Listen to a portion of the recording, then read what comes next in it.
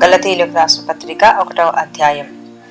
మనుషుల మూలముగానైనను ఏ మనుషుని వలనైనను కాక యేసుక్రీస్తు క్రీస్తు అను శబ్దమునకు అభిషక్తుడని అర్థం వలనను ఆయనను మృతులలో నుండి లేపిన తండ్రి అయిన దేవుని వలనను అపోస్తులుగా నియమింపబడిన పౌలని నేనును నాతో కూడనున్న సహోదరులందరూ గలతీయులోనున్న సంఘములకు శుభమని చెప్పి వ్రాయినది.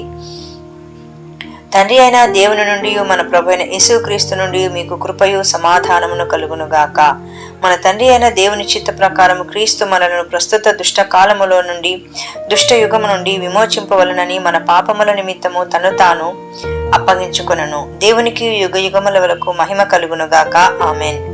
క్రీస్తు కృపను బట్టి మిమ్మల్ని పిలిచిన వారిని విడిచి భిన్నమైన సువార్త తట్టుకు మీరింత త్వరగా తిరిగిపోవుట చూడగా నాకు ఆశ్చర్యమగుచున్నది.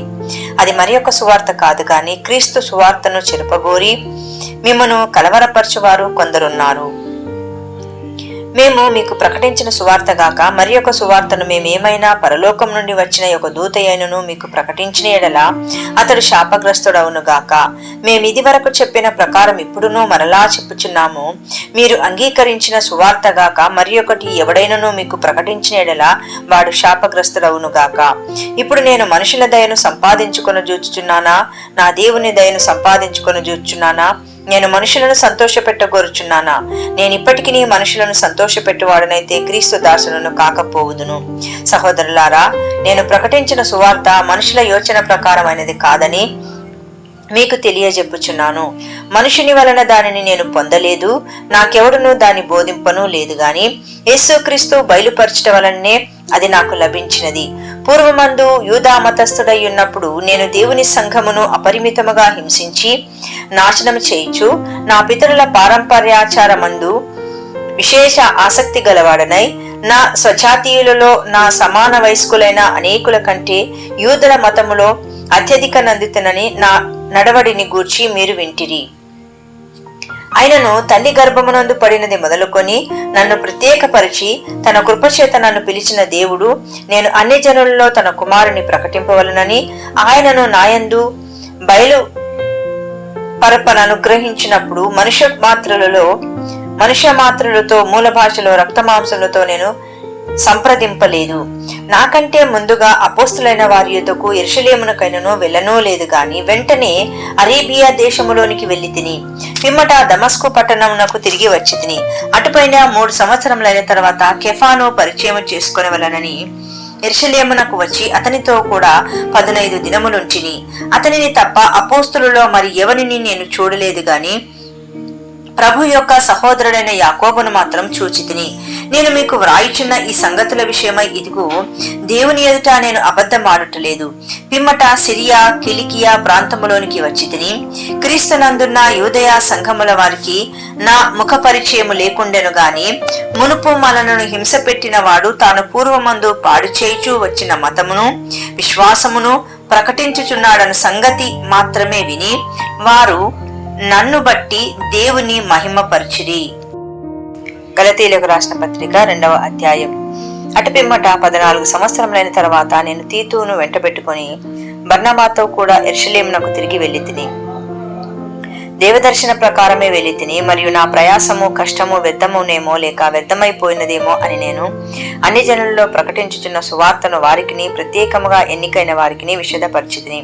ఆయనను నాతో కూడా ఉన్న తీతు గ్రీసు దేశస్థులైనను అతడు సున్నతి పొందుటకు బలవంత పెట్టబడలేదు. మనలను దాసులుగా చేసుకునే వలనని క్రీస్తు యేసు వలన మనకు కలిగిన మన స్వాతంత్రమును వేగుచూచుటకు రహస్యముగా తేబడి దొంగతనముగా ప్రవేశించిన కపట సహోదరుల వలన జరిగినది. సువార్త సత్యము మీ మధ్యను నిలిచినట్లు మేము వారికి ఒక్క గడి అయినను లోపడుటకు ఒప్పుకొనలేదు. ఎన్నికైన వారుగా ఎంచబడిన వారి యొద్ద నేనేమయూ నేర్చుకొనలేదు. వారెంతటి వారైనను నాకు లక్ష్యము లేదు. దేవుడు నరుని వేషము చూడడు, మూల భాషలో నరుని ముఖము అంగీకరింపడు.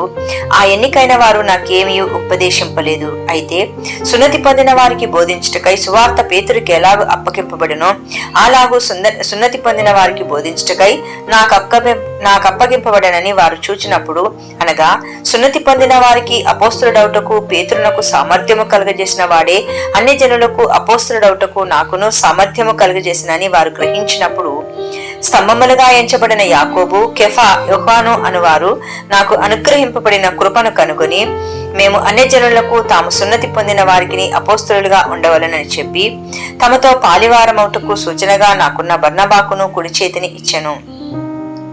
మేము బీదలను జ్ఞాపకము చేసుకొనవలనని మాత్రమే వారు కోరిరి. అలాగు చేయుటకు నేనును ఆసక్తి కలిగి ఉంటిని. అయితే కెఫా అంతియోకయకు వచ్చినప్పుడు అతడు అపరాధిగా తీర్చబడిన గనుక నేను ముఖాముఖిగా అతన్ని ఎదిరించితిని.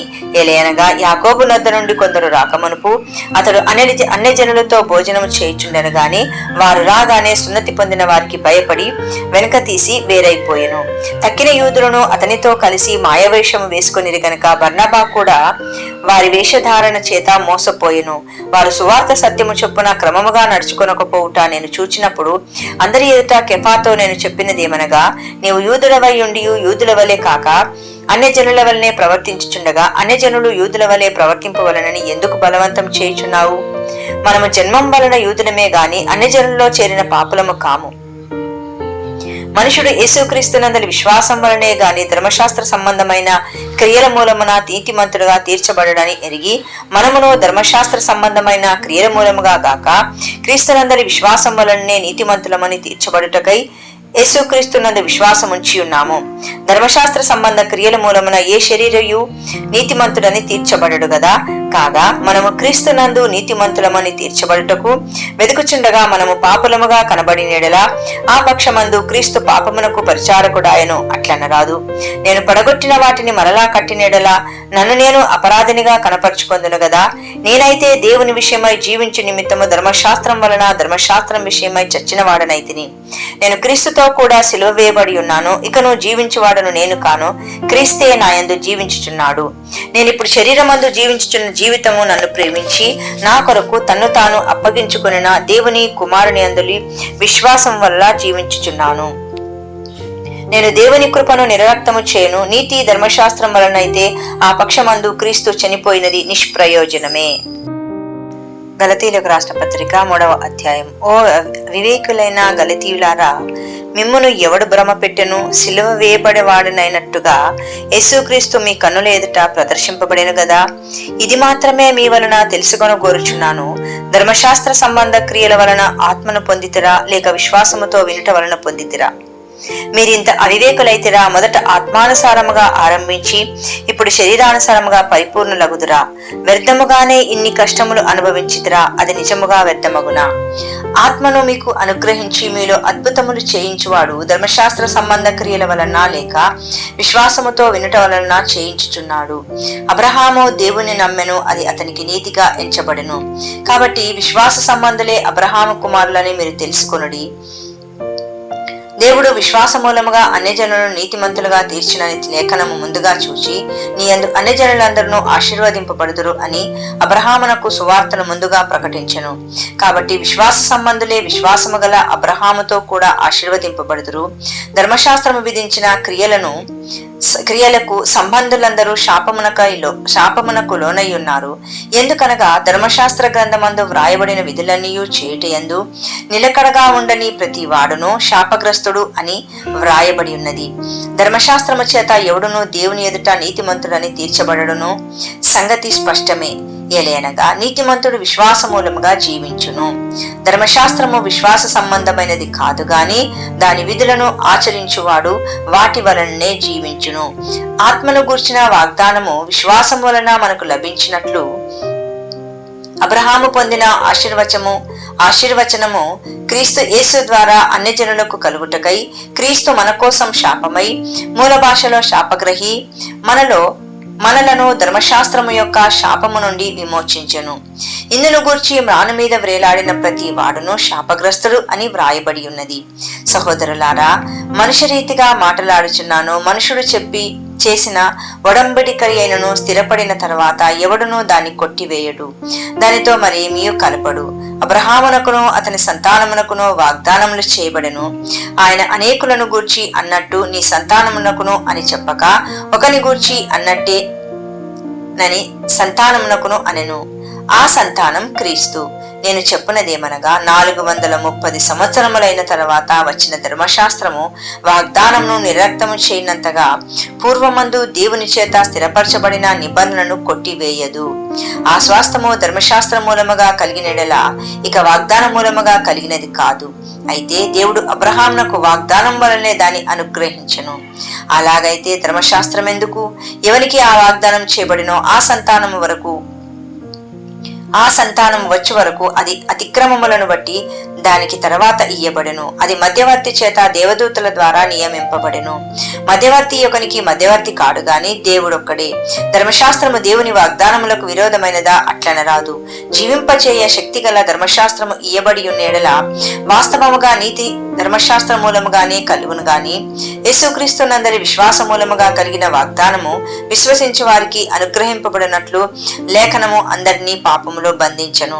విశ్వాసము వెల్లడి కాకమునుపును మూల భాషలో విశ్వాసము రాకమునుపు ఇక ముందుకు బయలుపరచబడబోవు విశ్వాసము అవలంబింపవలసిన వారముగా మూల భాషలో విశ్వాసం అవలంబింప చెరలో ఉంచబడినట్టు మనము ధర్మశాస్త్రమునకు లోనైన వారమైతిమి. కాబట్టి మనము విశ్వాస మూలమున నీతిమంతులమని తీర్చబడినట్లు క్రీస్తునొద్దకు మనల్ని నడిపించుటకు ధర్మశాస్త్రం మనకు బాలశిక్షకుడాయను.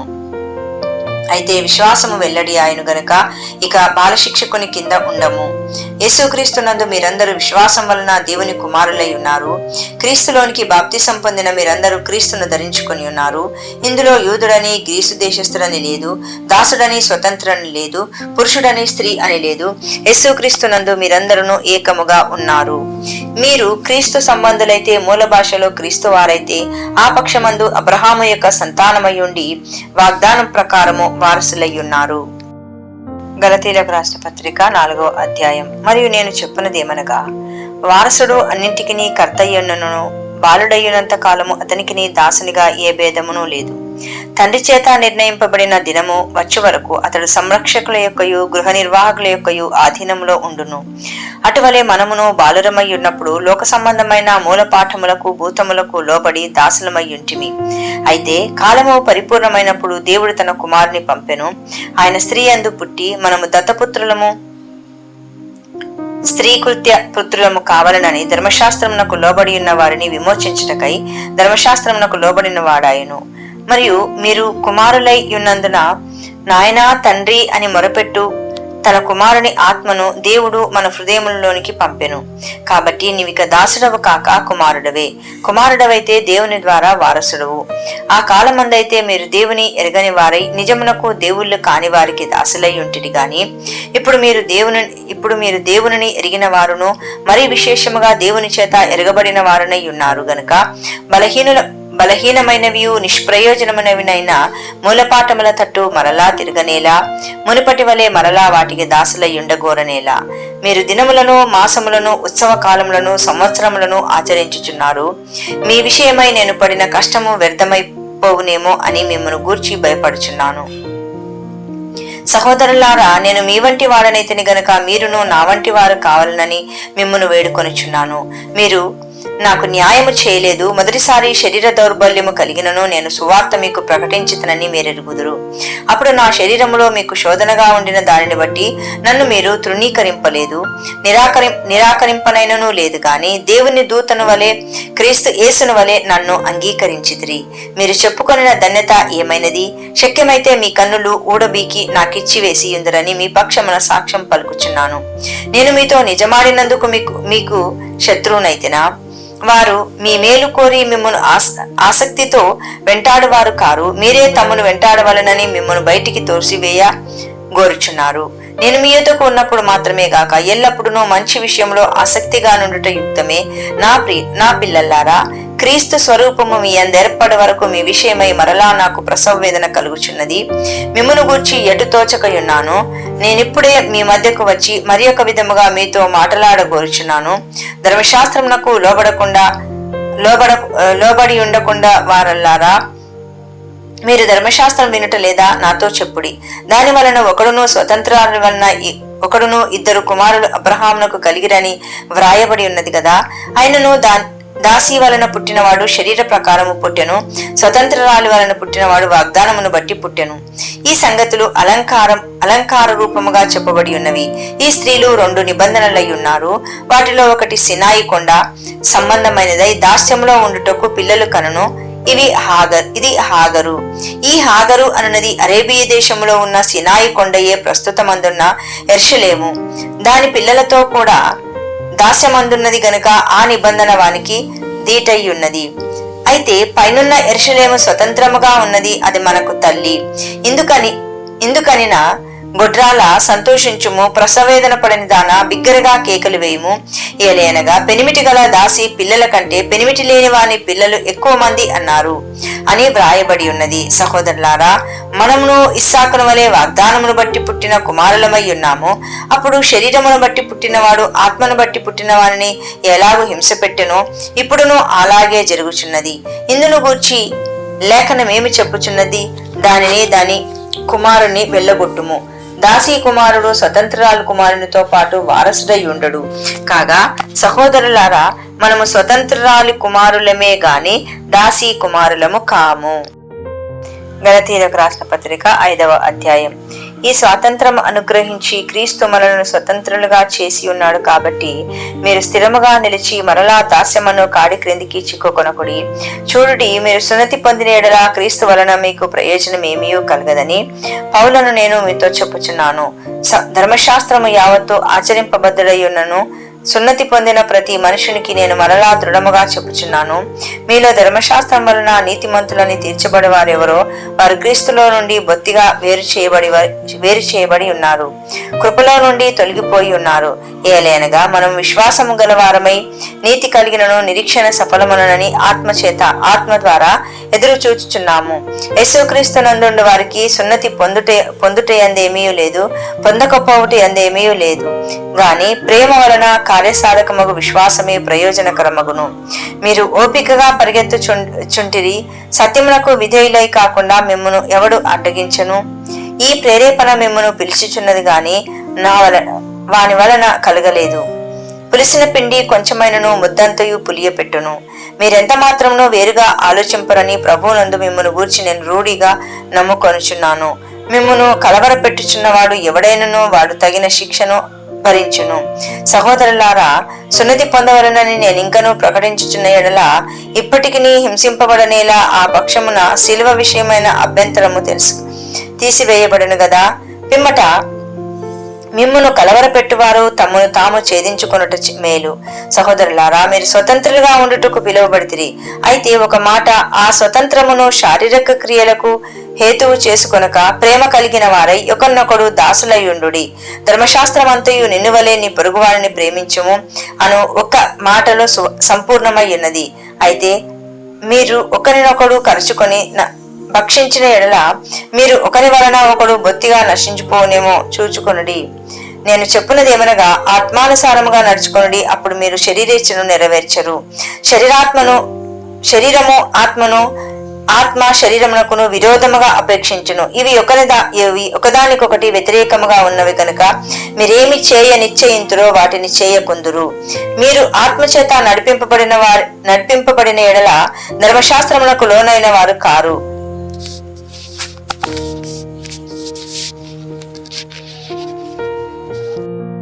గలతీయులకు రాసిన పత్రిక 6వ అధ్యాయం. సహోదరులారా, ఒకడు ఏ తప్పిదములోనైనను చిక్కుకొని ఎడల ఆత్మ సంబంధులైన మీలో ప్రతి వాడును తానును శోధింపబడదునేమో అని తన విషయమై చూచుకొనుచు సాత్వికమైన మనస్సుతో అట్టి వారిని మంచి దారికి తీసుకొని రావలెను.